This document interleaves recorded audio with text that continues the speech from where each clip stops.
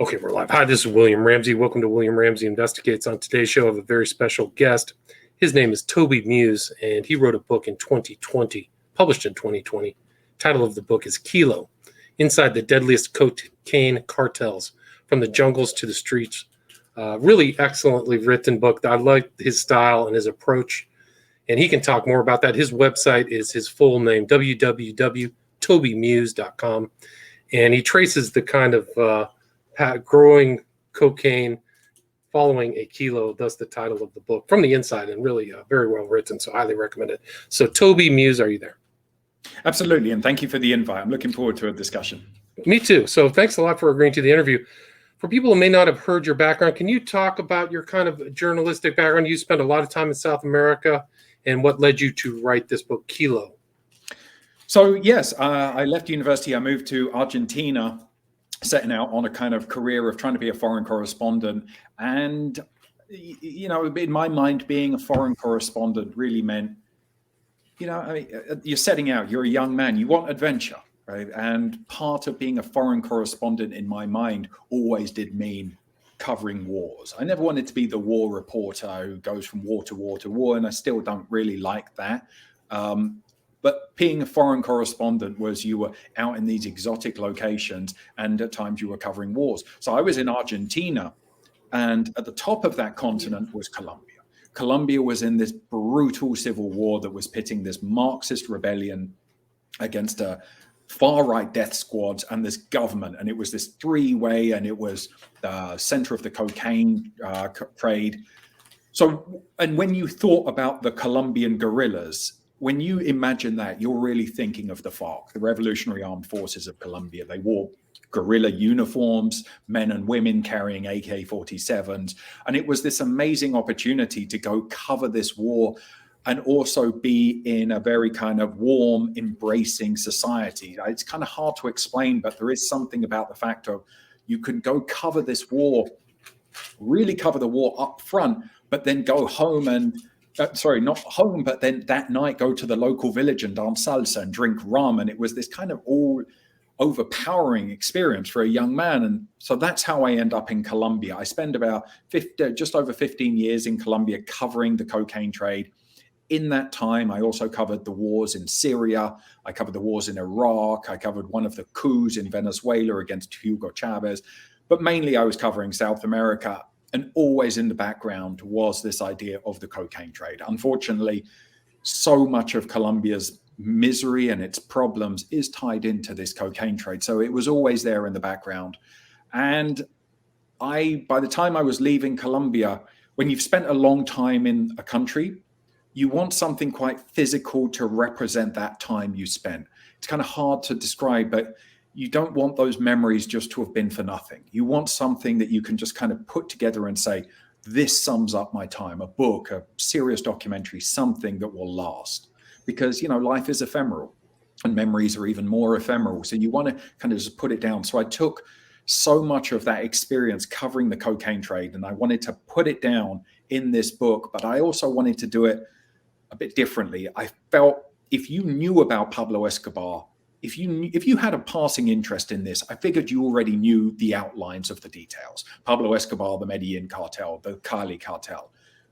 I wanted to take the reader and say, this world is so much crazier than you think. This is what it's like to be in the middle of the drug war. This is what it's like to be in the middle of a narco party. All of these narco traffickers are around me. They're all high as kites. Their girlfriends are around me.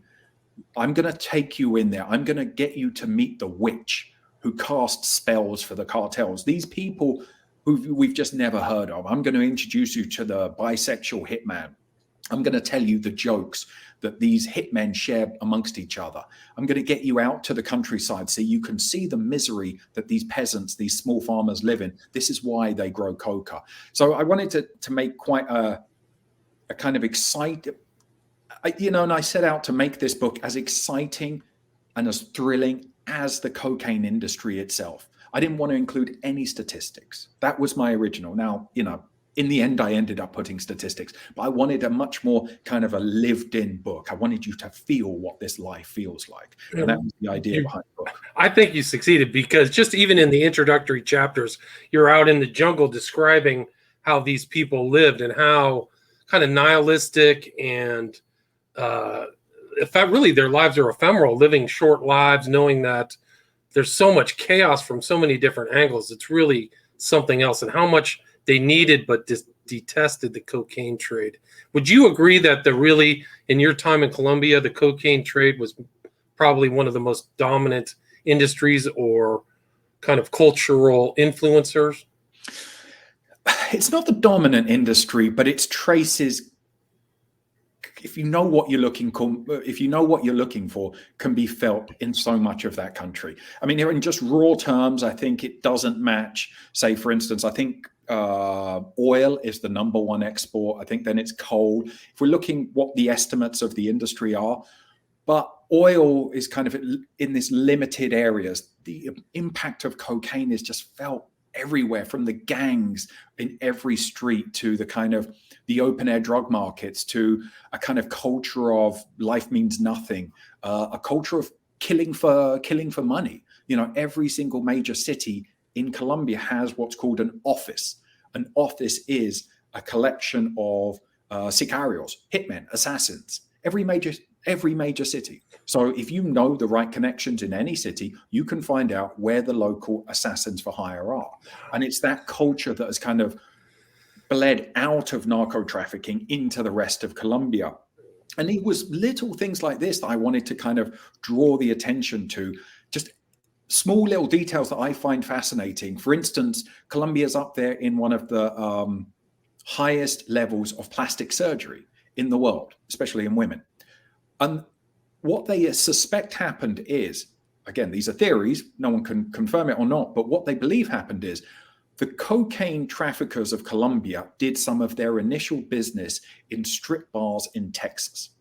So they were watching these 6-foot Texan women, strippers, as they did business to sell the cocaine. They went back home and told their women, they paid for their women to get the exact same measurements, but on bodies that were 5'2", 5'3". So there became this kind of distorted figure of a woman in these nightclubs with these women with impossibly large breasts, impossibly large backside.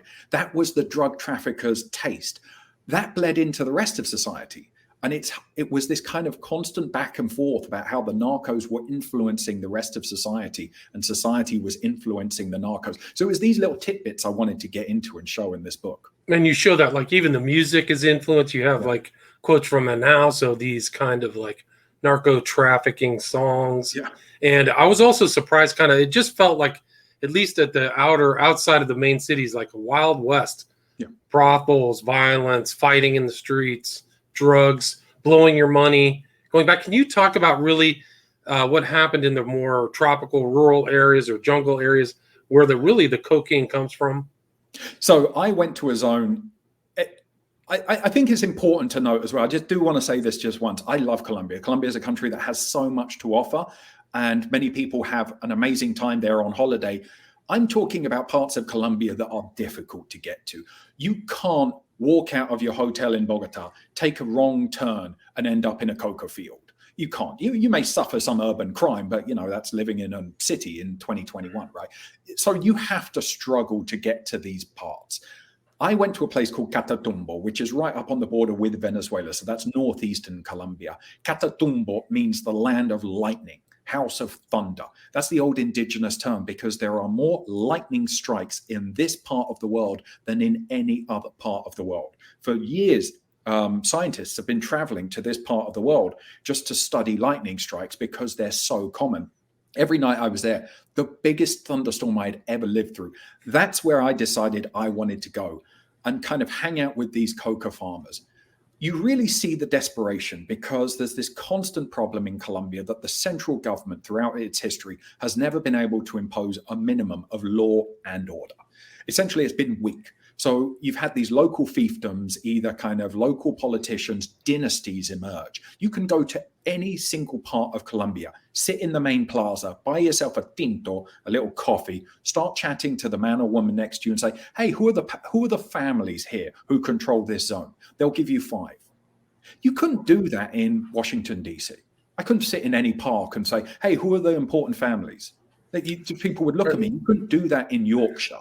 It's feudalism, right? I mean, there's a feudalistic element. Yeah, it's so feudal. And so you have these peasants. We literally call them peasants because in the real term, it's not a pejorative sense. It's landless workers with sometimes a small piece of land they often don't have the title to, the small farmers, peasants, and therefore, they're struggling because the government hasn't built infrastructure. And what I mean by infrastructure is a big word. I'm just talking roads and bridges. When you've got a family out there and there's no road or bridge, tell me, what are they supposed to do with 1 ton of pineapples? How are they supposed to get that to market? But to make 1 kilo of cocoa paste, which is, the size of this, you can throw that in your backpack, jump on the back of a motorbike, and then you're in the market town to sell it. So I went out there and hang out with the cocoa farmers. And just to show how abandoned they are, they told me that they had just inaugurated this school. They had spent 3 years raising money by putting a toll on a dirt track. So every time people kind of for business went up and down this dirt track, they had to spend 30 cents, 50 cents. Finally, they had got $10,000 together to spend to buy this school, to pay for this school, to construct it. Now they were having to pay for the teacher. But what were people going up and down? What was the business going up and down this dirt track? It was coca. It was cocaine. Cocaine paid for that school. Where the hell is the government? So when people are so abandoned, they end up in this business. Again, they can't take pineapples. They can't take apples to them. So they end up in this. So I wanted to show their stories, see how they live and really kind of give voice to them. Another constant in this book was Colombians are poets. I don't know why, but the way they speak is so beautiful. And I just wanted to capture that. I felt that's something that only Colombian authors had really paid attention to. And often when foreigners are writing about Colombia, they just have them speak in this very bland way. That's not how Colombians speak. It's very dramatic. It's very poetic. And I kind of wanted to capture that. And you really sense that in the countryside. And you had like words there that come from what? Stripping the cocaine leaves off. That's how they got their name. What was the word that you used? So those coca harvesters are called raspachinas. Raspachinas. And again, Colombia is so funny because you'll hear over the course of working in Colombia, 50 different people say, I was there when they invented the word raspachin. It's like the FARC guerrillas were telling me one night when they were still at war, they were saying, I was there, it was my friend, not Don, but Pedro. He was the one who called them a raspachin. It's like, come on. But anyway, so I was there in the fields. What was fascinating as well is to see how you also got a glimpse of the crisis in Venezuela because we were right on the border. Walking from where I was staying, I spent about 2 weeks in this zone. Walking 15 minutes, I would be in Venezuela. Every day, it was like something out of, I don't know, what is it? The Dust Bowl crisis of America, of Mice and Men. We would see these families of Venezuelans just walking out of Venezuela. They were going to keep walking until they found a job. Literally that level of poverty. So they would stop by every farm. Hey, can I work here? Is there a job? No, sorry. We've already got 25 Venezuelans ready to harvest my coca. By the way, the coca, just to give you an idea of how fertile Colombia is, they're doing in that zone 4 harvests of coca a year. So we went out with the Venezuelans. They were stripping the coca leaves. They're all joking around. And again, you got a glimpse of how messed up Venezuela is. I spoke to a guy who used to work in a bank. He was a bank teller. He was approving loans and stuff, young man. Now he's stripping coca plants of leaves. And I kind of wanted to follow a whole kilo. So then to see how they took these coca leaves, which are then deposited in a coca lab. They call it a lab, but really it's just 4 poles of wood and a black piece of plastic, like a black sheet of plastic. That's where they convert the coca leaves into what's called coca paste, which is the first step in the production of cocaine. And it's a kind of 3-day process. They kind of mix ammonia, they mix That means Gasoline. Yeah. And exactly. And they kind of extract the coca alkaloid out of the leaves, and it ends up with this block. That is what they'll sell. They'll sell that to the cocaine mafias, who will then turn that into 100% cocaine. Right. So you have this moment where it's just you're watching this product go from rural feudal pickers compressed, and then to they bring their product at the weekend, and then the mafia guys show up to haggle or whatever, and the kind of peasants go back to pick again, and it all starts over. Can you talk about some of the Wild West kind of? I think you likened it to Gomorrah of some of these towns. What happens? Exactly. So this town in particular I went to is called La Gabara. It's again in Catatumbo, and it is like the Wild West. It's kind of like the Wild West, but also the gold rush, but also AK-47s in the background. It's this lawless zone. Sure, the police are there, but no one really expects the police to do anything. And all of these coca farmers come in, and it's market day.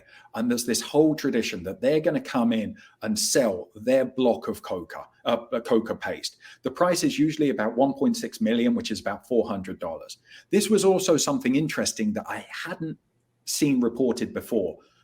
The coca farmers were more bored and annoyed by this industry than I had ever seen before. And the reason being that $400 hasn't gone up for 15 years. So when you got your $400 back in 2005, really the first time I went to one of these coca towns, these guys were buying a bottle of whiskey, let's just say the things as they were. They would be with 2 or 3 prostitutes over the course of a weekend.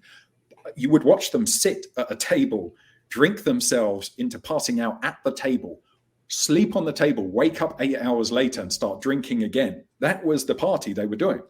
Well, now the $400 doesn't go as far. So now it's kind of like, well, a few rounds of beers, they're still going to get really drunk because that's the tradition. But this is why they're so annoyed by it. Now, the reason why the prices hasn't gone up is because of a stranglehold on the industry. Remember, cocaine is pure economics in its rawest form. 15 years ago, there was more of an open market in these coca towns. Essentially, there was a whole world of business to be made connecting the countryside with the cartels, these middlemen. You could make a lot of money buying from the farmers, sell to the cartel.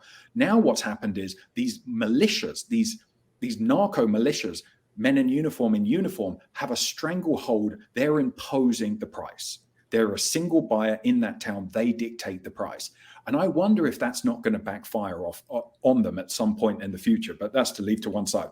It's like Deadwood, but much, much worse. Right. It's crazy. But there's crazy.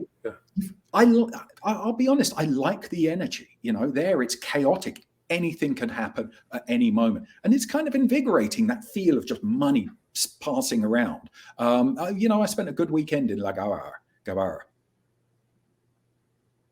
Still, all right. So you spent time there. It was interesting. They said, I think they're in the book that the prostitutes used to go from Colombia to Venezuela, and now it's inverted due to the poverty.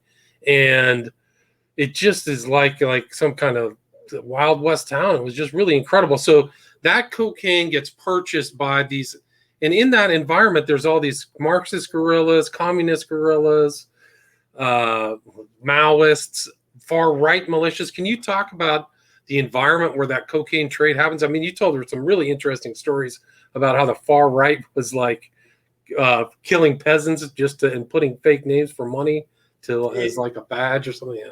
Exactly. So that was another reason I chose Catatumbo, this region, because it's one of the rare regions in Colombia where there are so many different groups at that point.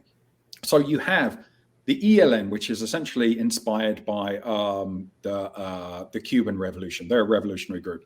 You have dissidents of the FARC who claim to be Marxist-Leninists. Then you have the EPL, which is the Popular Liberation Army. They claim to be Maoists. Then you have the AGC, which is actually the largest cocaine cartel, but they kind of have these initials to make them seem a bit more political. They're really not very political. If anything, their politics go to the hard right. But really, it's mainly just money for them. But you see with these organizations, sometimes they like to have a veneer of politics. That's because the stated policy of the Colombian government is we don't negotiate with criminals. So everybody in Colombia often wants to have a veneer of politics to leave open the possibility of negotiating with the government. Catatumbo has these just legendary characters. One I describe in my book is a man called Megateo.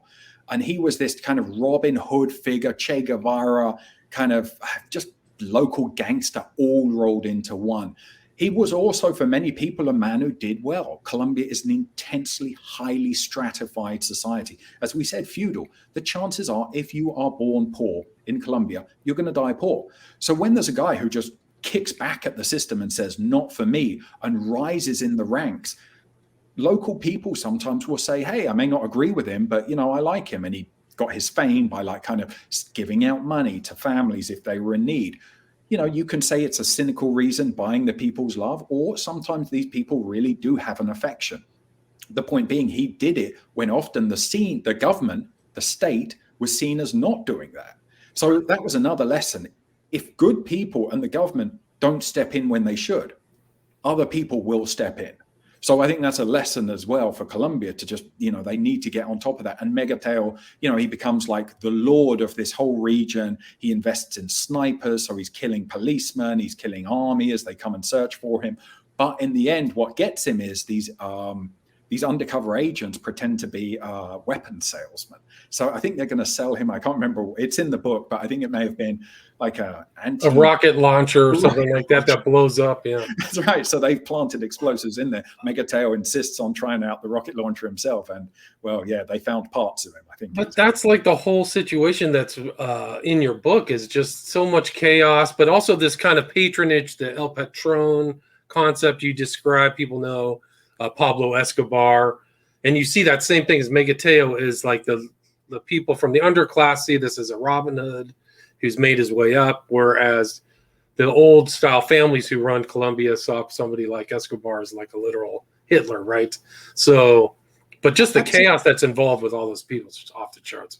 Absolutely. And I thought it was also fair that, how to put this? I don't want to misrepresent this, but I thought it was fair to give both points of view. Let's just take Pablo Escobar, because I think it's an interesting example.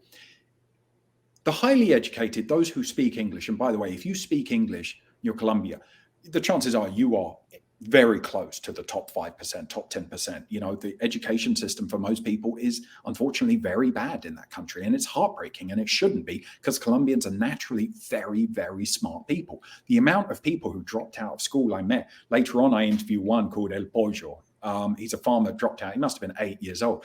Brilliant mind. And you just think, what this guy could have done if he had just been allowed to keep going. But back to this thing. When the Colombian government or highly educated, wealthy Colombians talk to the rest of the world about Pablo Escobar, as you say, it's in comparisons with Hitler. And obviously, Escobar did many, many things terribly wrong. No one's going to deny that.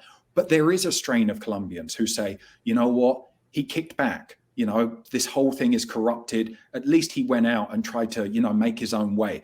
You'll often hear people say, if you can speak Spanish and, you're having your little coffee in places like Medellin, you'll hear the old men and women say, when Pablo was around, everybody who wanted to work could work. Remember, he paid for an entire neighborhood. Especially, I would see this in what became his, the kind of, I don't want to minimize it, but his famous Hacienda Nápoles, his big farm, his big estate, when he died, that was turned into kind of this theme park. And I would see old men bring their grandchildren there, and they would point stuff out. They would say, Don Pablo, he was good. Don't listen to what they say about you. I don't agree with that, but I do think it's important to reflect that voice, because in the English language, that's just a voice you never hear. But it shows the intricacies of how deep this infection of cocaine has gone into culture, and the corruption. Like, they're just used to everybody acting corruptly, the government misusing money, the military, and you point out in your book, like the anti-narcos end up trafficking. So the people set out to solidify the law are actually doing the complete opposite. I think that it's got to be really just incredible to adapt to that psychologically and politically in such a corrupt environment. It's got to be really difficult.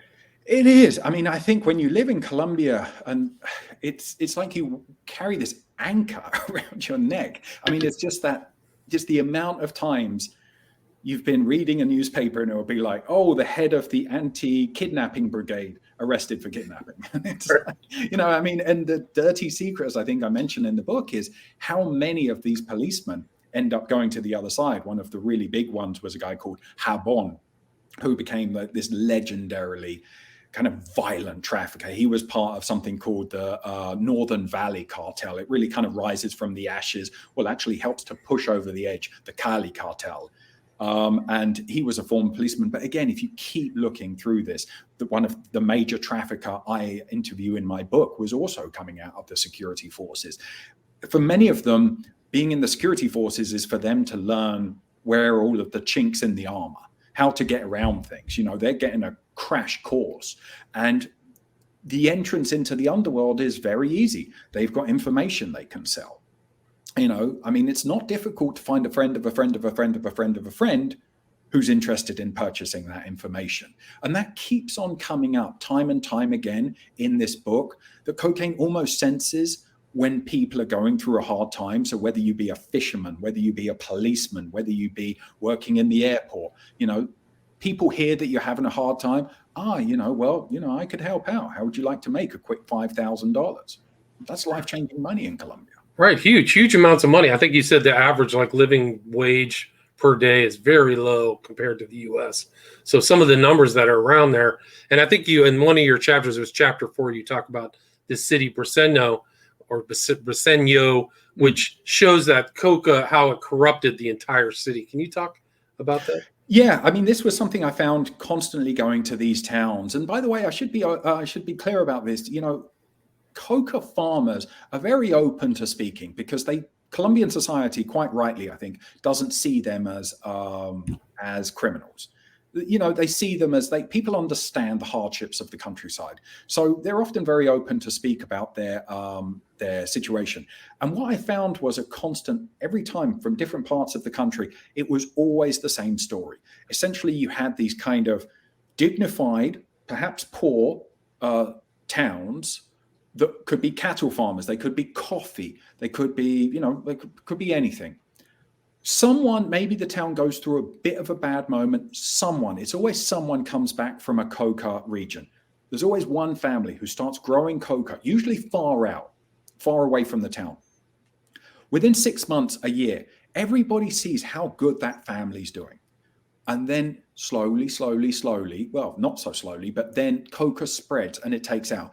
At some point, it becomes a snowball that's unstoppable because now that everybody else has stopped spending, now everybody stops planting the normal necessities, the price of those necessities goes up. So you're almost forced to start planting coca.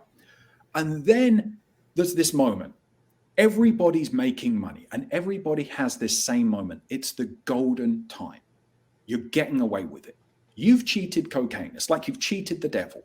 You've got it all. You've got money. There's more money flowing in than you've ever had. Everybody's doing well. Then slowly starts to just before that, prostitutes start coming in. I mean, it's kind of weird. Prostitutes smell this smell of farmers with money. So there are cases of prostitutes chartering planes to fly into these remote towns, so confident they're going to make their money back. But then the dead bodies start turning up because now everybody knows that this town is running on coca. So these militias turn up. They want to take control of it. At the same time, other people turn up. Doctors turn up, people who sell herbicide. So just like people in the gold rush made money, some made money finding gold, others made money selling shovels. Some of the real money makers were the shopkeepers. They weren't even the gold dealers, Stanford and these characters. Exactly. And that's the same thing. You see these mass migrations across Colombia as people chase this coca money. And then that's when a kind of social disintegration begins. So what you've got prostitutes now. So now you've got men who go back, have sex with these prostitutes, go back, and you've got a 69-year-old peasant woman registering HIV positive, because she's been infected via her husband. You've got farmers running away with prostitutes. You've got a kind of social breakdown that they used to be united around the idea of coca. There's no unity in cocaine. It's every man for himself. So it's this kind of neighbors start kind of spying on each other. So it really destroys the soul of a town. This town you mentioned, Briceño, has a kind of sad story because the government, as part of this peace process with the FARC, it took this kind of small town and the government said, you know what, you're going to be our pilot for the new Colombia. We're going to work with you. You're going to rip out all of your coca. We're going to hold your hand. We're going to give you a stipend. We're going to give you money to invest in a new project, chickens, horses, cows, whatever, coffee. We're going to work with you. And the town had meetings and there was ongoing meetings. They said, should we trust the government or not? Finally, this guy I interviewed, he's told me he went to the city, saw an open air drug market, saw Colombians passed out due to a derivative of cocaine called bazuco, went home, told the farmers and said, these are our brothers and sisters. We've done that to them. We can no longer deny our responsibility. He convinces the town. They all rip out the coca. The money comes in, everything's good. The stipend comes in. But when it comes for the project money, the stipend is literally just to feed your children and your wife. But when it comes in for the project money to actually buy the chickens, buy the cows, now there's red paper. Now there's paperwork. Now the guy's not there. Now they can't find him. And it just kind of, the program just kind of withers and dies. And it's just really sad. And the guy said to me, you know what? It took us so much time to try and change our mentality to come back to the legal world. Now we've been betrayed by the government. I'm telling you, this town will go back to coca any day now.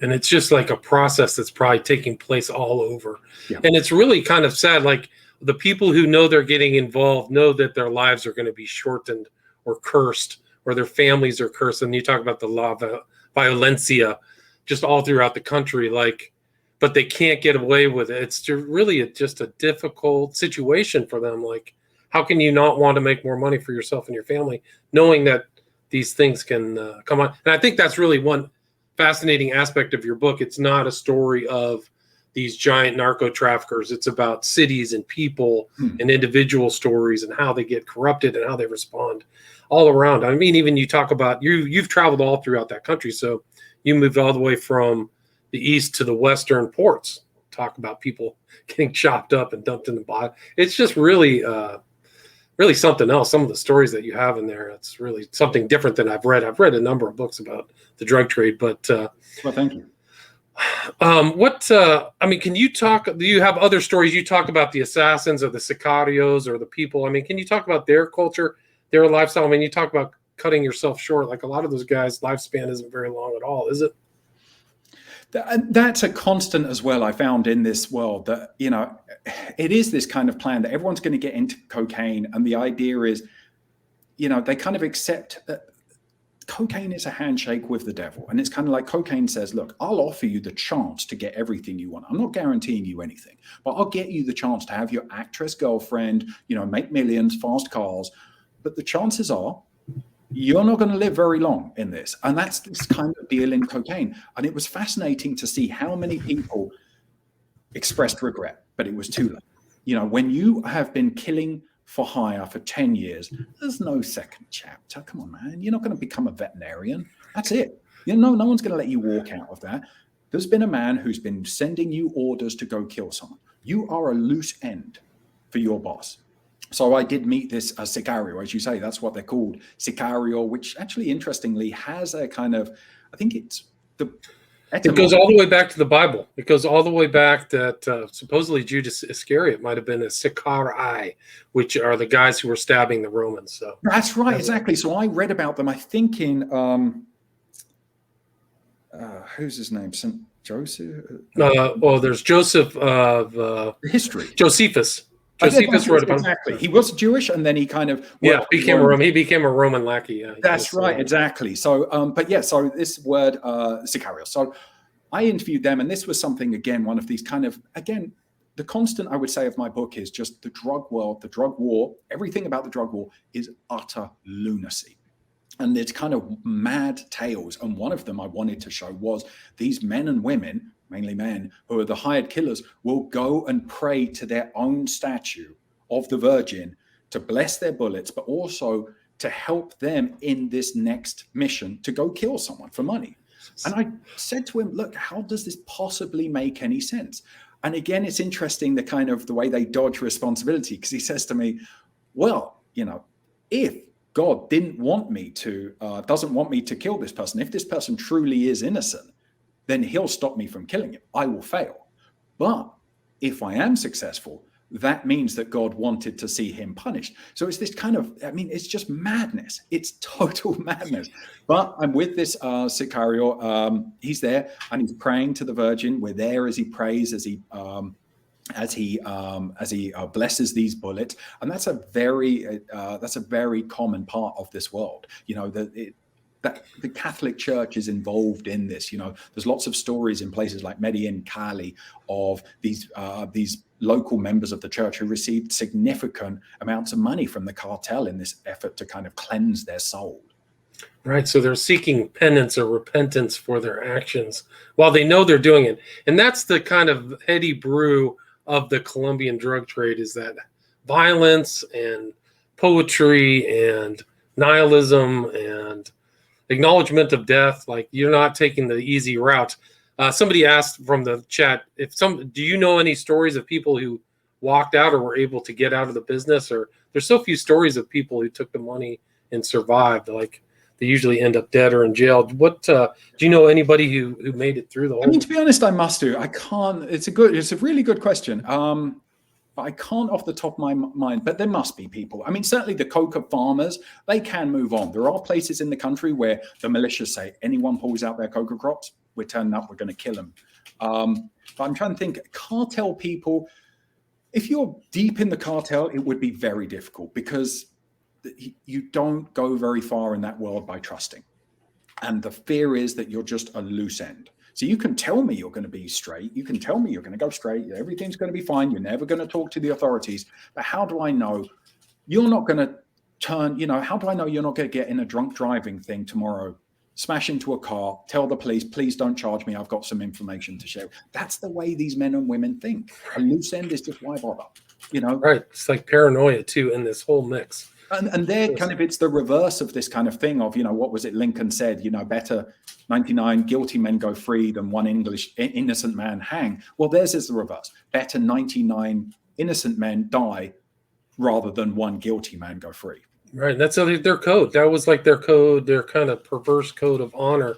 Really great book. Excellent. I highly recommend the book, and great talk as well. Thanks for sharing the stories from the book. There's a lot more involved in this book. We probably only covered half of it.